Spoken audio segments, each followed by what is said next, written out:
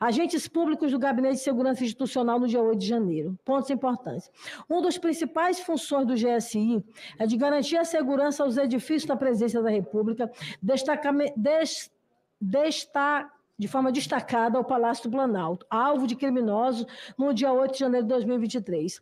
Para a proteção desse edifício, existe um planejamento específico denominado Plano Escudo, que é colocado em prática no caso de manifestações de grande monta, quando há risco para a integridade física do Palácio. Esse plano envolve a atuação da PMDF em linhas mais externas ao prédio, bem como integrantes das Forças Armadas, representadas pelo Batalhão da Guarda Presidencial em suas imediações. São 4 níveis de contenção, representadas pelas linhas branca e verde, mais distantes, e vermelha e azul, mais próximas ao Palácio. Plano Escudo pode ser acionado de várias formas, de acordo com a avaliação de riscos para cada caso concreto. A análise de risco, nesse caso, é a atribuição da Coordenação Geral da Análise de Risco, chefiada à época por um coronel do Exército, Alexandre Santos de Amorim, posto no cargo pelo ex-ministro Augusto Heleno. Segundo informações coletadas por esta CPMI, o Plano Escudo foi acionado no dia 5 de janeiro de 2023 e se manteve ativo até o dia 8 de janeiro de 2023, conforme o ofício número 136-4A3 do Gabinete do Comando do Exército. No dia 8 de janeiro de 2023, foi demandado ao CMP o emprego de um pilotão de choque com cerca de 30 militares às 11 horas e 54 minutos do mesmo dia. As demais tropas empregadas posteriormente não foram acionadas previamente pelo GSI da presidência, o que impossibilitou ações preventivas e efetivas de segurança nas instalações. André Garcia, coordenador de segurança do GSI, em nome do general Penteado, então secretário executivo do GSI, também nomeado pelo ex-ministro Augusto Heleno, enviou mensagem ao CMP às 17 horas e 30 minutos do dia 6 de janeiro de 2023, dispensando reforço de tropas, tudo apesar das intensas mobilizações que ocorriam para a tomada do poder pelo povo.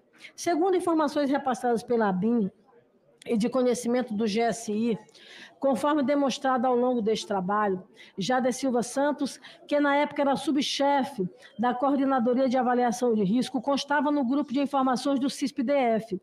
Manifestações, como indicado pelo GSI, para receber informações de inteligência que foram passadas ao menos desde as 9 horas da manhã do dia 8.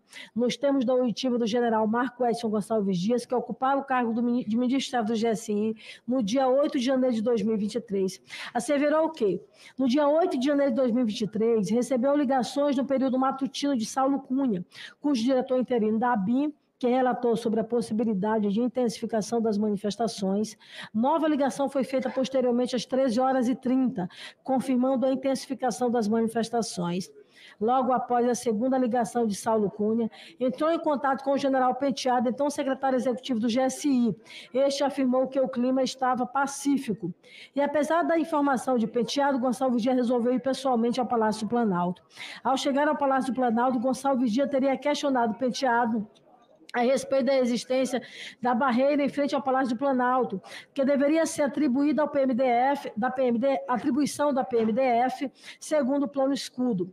Estavam também no interior do Palácio do Planalto os seguintes indivíduos: general Carlos Feitosa Rodrigues, secretário de Segurança e Coordenação Presidencial, coronel Vanderlei Batista da Silva Júnior, diretor adjunto do Departamento de Segurança Presidencial, coronel André Luiz Furtado Garcia, coordenador geral da Segurança de Instalações, todos nomeados pelo ex-ministro Augusto Heleno. Observando a gravidade da situação, segundo depoimento de Gonçalves Dias, este entrou em contato imediatamente com o general Dutra, comandante militar do Planalto, requisitando os reforços. Importante ressaltar neste ponto que, à exceção do general Marco Edson Gonçalves Dias, todos os integrantes do GSI citados eram heranças do governo anterior.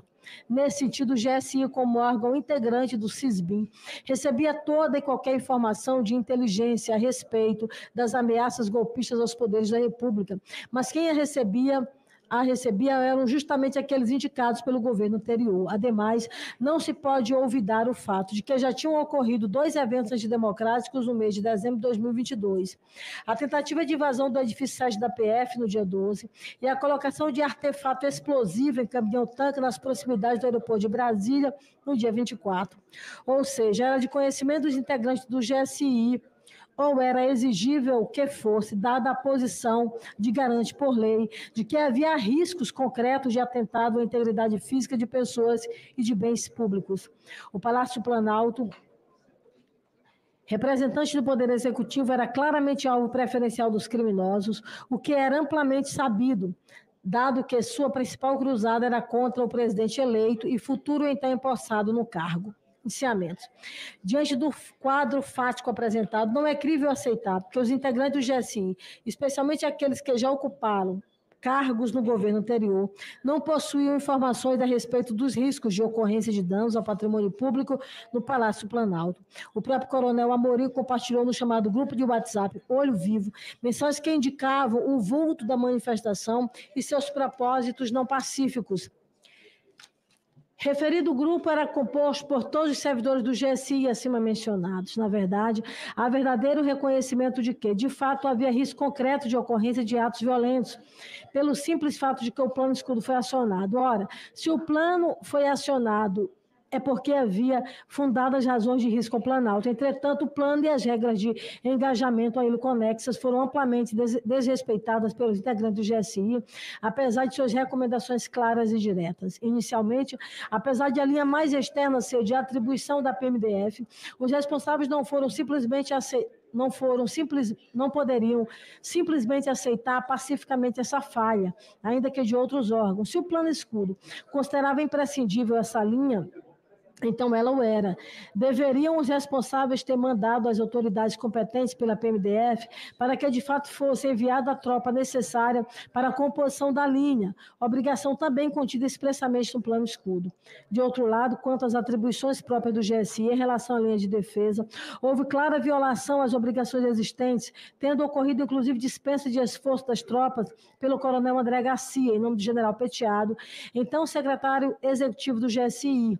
Essa dispensa ocorreu no dia 6 de janeiro, apenas 2 dias antes do fatídico dia 8 de janeiro de 2023, em contrariedade a todos os alertas existentes de que haveria manifestações violentas. O depoimento de Gonçalves Dias é cristalino ao afirmar que o plano escudo no dia 8 de janeiro não estava sendo executado, apesar de ter sido formalmente acionado no dia 8 de janeiro de 2023. Todo esse quadro fático atrai a incidência da figura da omissão imprópria prevista no artigo 13, parágrafo 2º do Código Penal.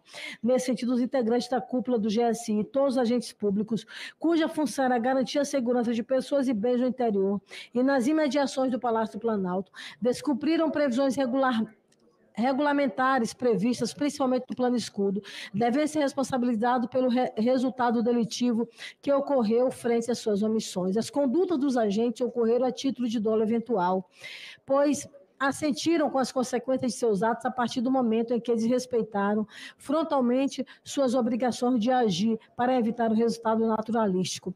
Portanto, entendemos que os seguintes indivíduos devem responder a título de dolo eventual pela omissão imprópria ocorrida, pois tinham obrigação normativa de cuidado, proteção e vigilância nos termos dos artigos 13, parágrafo 2º-A do Código Penal.